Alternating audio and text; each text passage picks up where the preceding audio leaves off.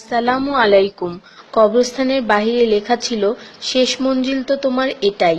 আসতে না আসতেই তো জীবনটা কেটে গেল। কি পেলে তুমি এই দুনিয়া থেকে? কিছুই না।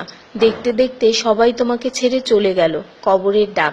তুমি কি কখনো আমায় মনে করেছিলে? তাহলে শুনো, আমার মধ্যে গহীন অন্ধকার, নামাজের আলো সাথে নিয়ে এসো। আমার মধ্যে অস্বস্তি বিদ্যমান, তাই কোরআন তেলাওয়াত সাথে নিয়ে এসো।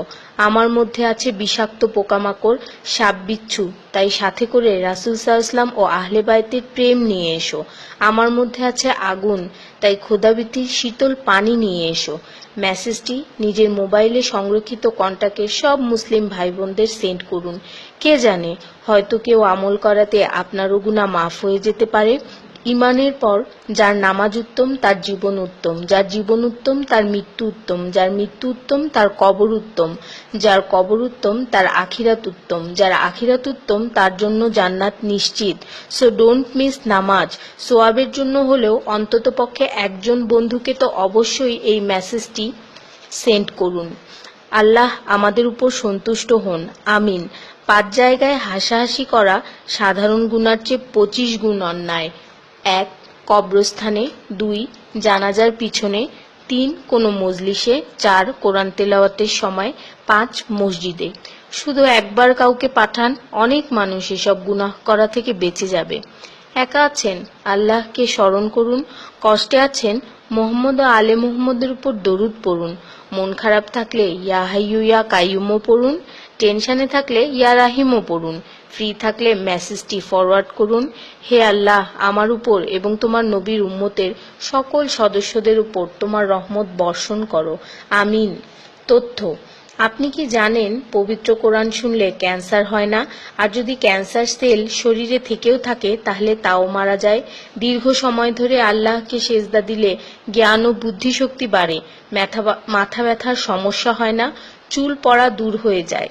এই মেসেজটি ফরওয়ার্ড করতে শয়তান আপনাকে বাধা দিবে, কিন্তু আপনি এটা হতে দিবেন না। আর সব কন্ট্রাক্ট নাম্বারে সেন্ড করে দিন। কোরআন ও নবীর সুন্নত ও তার সম্মানিত সাহাবী এবং আহলে বাইতের অনুসরণ করুন। ক্যান্সার একটি ভয়ঙ্কর রোগ। অনেক মানুষ আছে যারা নিজেরাই এটাকে দাওয়াত দিয়ে নিয়ে আসে। ছোট অথচ সাধারণ কিছু পদক্ষেপ গ্রহণ করলেই এই রোগ থেকে বাঁচা যায়। বেশিরভাগ মানুষ খাবারের পরপরই পানি পান করে নেয়। খাবারের পর পানি পান করলে রক্তে বিদ্যমান ক্যান্সারের জীবাণু থেকে তৈরি হওয়া ক্যান্সার সেলগুলোকে অক্সিজেন সরবরাহ করে। নবী পাক সাল্লাল্লাহু বলেছেন, খাবারের আগে পানি পান করা শেফা। খাবারের পরপরই পানি পান করা কলেরা রোগের কারণ, তাই সর্বোত্তম হলো খাবার শেষ করার কিছুক্ষণ পর পানি পান করা।